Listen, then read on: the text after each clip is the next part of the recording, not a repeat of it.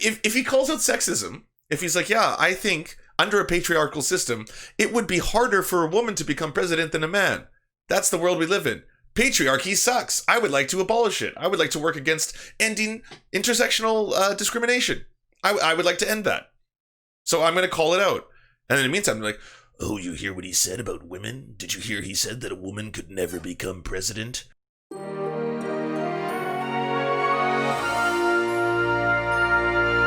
the one thing you should always be looking towards instead of the political polling is the gamblers. Ah, yes, the gamblers. Vegas. Vegas odds, baby. Because if there's one like group of people who doesn't fuck around, that's Vegas. For the first time, I am proud to announce Bernie Sanders is now the top spot in Vegas betting markets, superseding Joe Biden. The Daily Beast, which is supposed to be a progressive publication by most accounts, it's very resistance-y, it's very anti-Trump, orange man bad, but at the same time, most of the articles are of the progressive persuasion, typically invested in, say, trans rights, gay rights, LGBTQIA plus issues, not as much non-binary rights, but it's a pretty left-wing publication, all right? It's trash. It's absolutely trash. It is. It's a trashy trash rag if ever there was. It's soaked in trash and ether, mostly ether. But at the same time, Bernie Sanders. Bernie Sanders once compared Vermont workers to black slaves. Bernie Sanders repeatedly compared Vermont workers to enslaved black people. My word. We knew he was bad, but I didn't know how bad he was until I saw him in orange. Look at this. Look at that orange face. He's practically Donald Trump.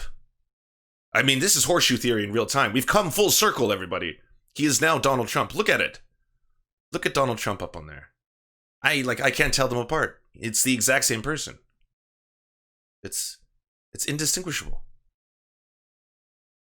In recent weeks, Senator Bernard Sandier has criticized his rivals for the Democratic presidential nomination for having too much baggage to win the diverse coalition needed to defeat President Donald Trump in November. But as the Vermont Independent tops national polls for the very first time, newly unearthed baggage from his own decades-long political career could call his own past statements and judgment into question. As the leading member of a self-described radical political party in the 1970s, Sanders repeatedly compared Vermont workers to enslaved black people. Basically, today, Vermont workers remain slaves in many, many ways, Sanders said in another interview in 1977, in which he compared the burgeoning service industry in a nearly all-white state to the enslavement of black Americans at the nation's founding. The problem comes when we end up with the entire state of people trained to wait on other people. At the time, Sanders was the chairman of the Liberty Union Party, a Vermont offshoot of the Socialist People's Party. The future senator and presidential hopeful had run for statewide office as the party's nominee 4 times. Once in the U.S. Senate in 1972, and once for governor in 1976, when he garnered 6% of the vote. Those bids were unsuccessful. Assertions by his critics that he tends to view systemic racism primarily through the lens of economic disenfranchisement. My God, it's true, everybody. He sees the world. The racial wealth gap lingers in part because the politicians who could close it are funded by the very corporate donors who continue to benefit from it, Sanders wrote in an illustrative op-ed in the Washington Post in July of 2019. As long as corporations can rely on indifference to black lives as a cover for their exploitation, they will continue to do so. Wow. Pretty damning stuff. Yeah, that's on the record. Could have the unilateral right to sell the company without approval of its employees. Okay, Stalin. Yeah, thanks, Lenin. Yeah. Why you Stalin, Sanders? Why not just go full Trotsky on us? Huh? Goddamn communist.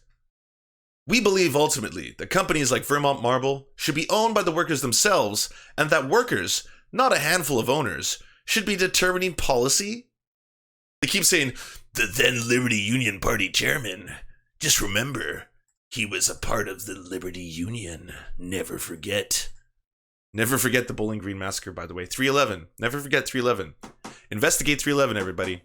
The Bowling Green Massacre. It's real. Said the decline of the industry and the increase in service sector jobs meant that basically today Vermont workers remain slaves in many, many ways. How can a worker be happy with his or her job when he or she has no control over that job, Sanders asked. The problem comes when we end up with an entire state of people trained to wait on other people. I mean, the more I learn, the more I'm disgusted with you Bernie bros and broettes. I don't know the official term. I mean, is it Bernie bros and broads? Bernie broads? Bernie broettes? I mean, I guess they're both derogatory, right? But shame on you. Shame on you sheeple. Every single one of you sheeple who believed in this man.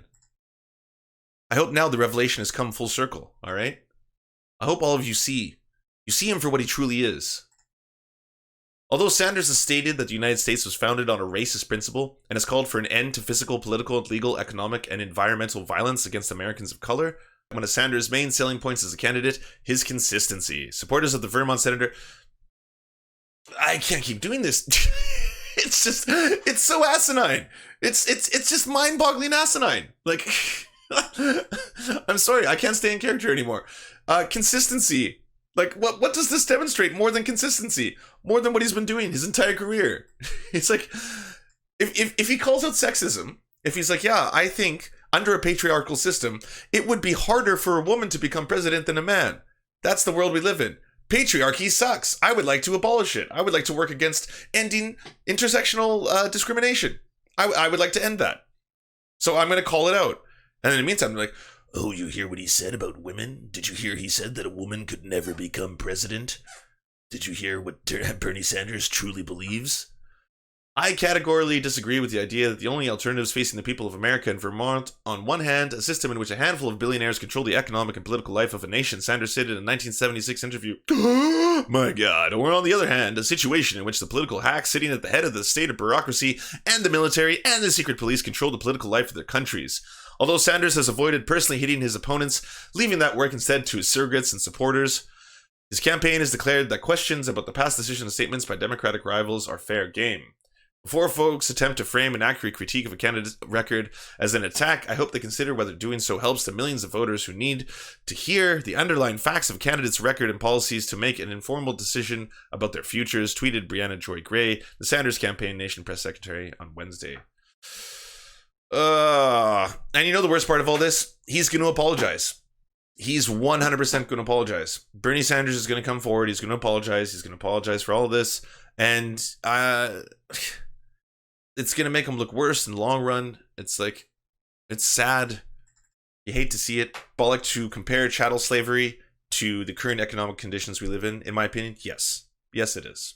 I mean, yes, I think it is exploitative to work in our current system, but I do not think that capitalism as it exists today, late stage capitalism, is the equivocation of chattel slavery.